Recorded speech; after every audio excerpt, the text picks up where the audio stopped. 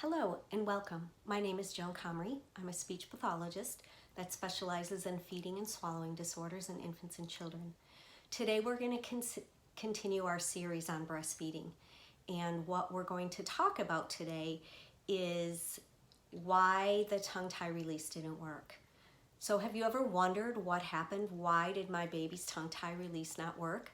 When you were in the office, the physician did the release, you nursed your baby, the baby did beautifully, you went home, and everything seemed to fall apart. The baby's patterns were not any better than they were before the release.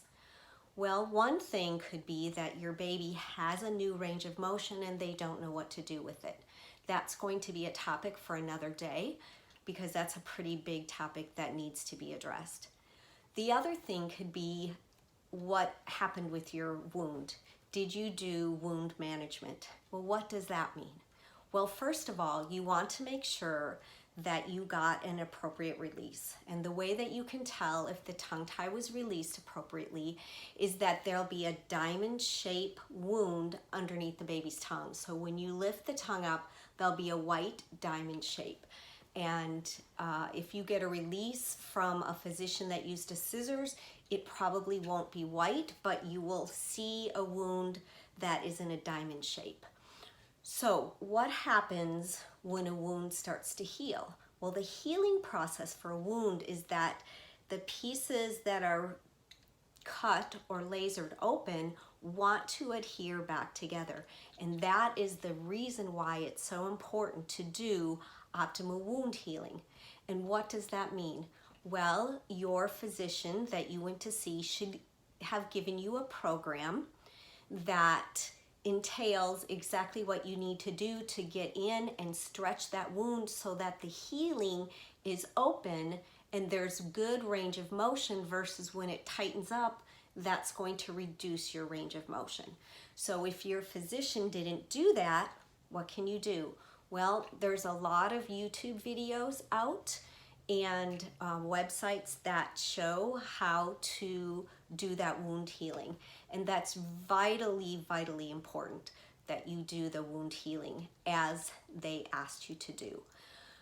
So a lot of parents don't do the wound healing because their babies cry. And it's very challenging and they don't want to hurt the baby, which is totally understandable. But what would be optimal is if you know that you are going to need to get the tongue released, or you're just concerned about the feeding and the oral function of your baby's tongue, you go see a speech pathologist that specializes in feeding and swallowing disorders. And what they can do is start working on optimizing the baby's mouth in preparation for the tongue tie release. What does that mean? Well, your speech pathologist, or what I would do if you came to see me, is I would start working in your baby's mouth to get as much range of motion as that baby can do.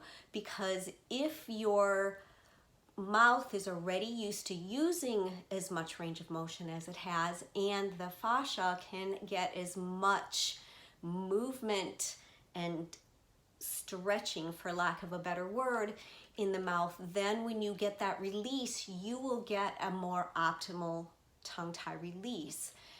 Also, your baby will be then used to you working in his or her mouth, and you will be used to working in his or her mouth, so you won't be so tentative or so nervous about what you're actually doing in there. And when you do the exercises, you'll be a lot more comfortable in doing those exercises, so that wound will stay more optimal when it's healing, and your baby will get a better release, and you will get, or your baby will also get better optimal functioning.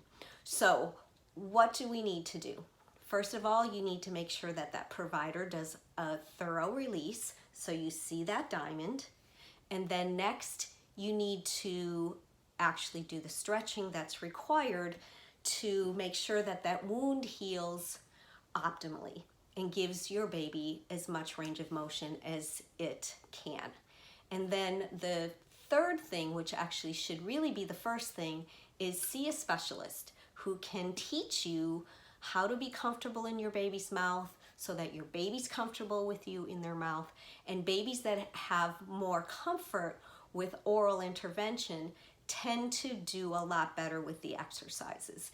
And if you can be more comfortable getting in your baby's mouth, you will be more comfortable doing those exercises. And in turn, your baby will have a much more optimal release and more likely to be successful with breastfeeding or bottle feeding, whichever way that you are feeding your baby.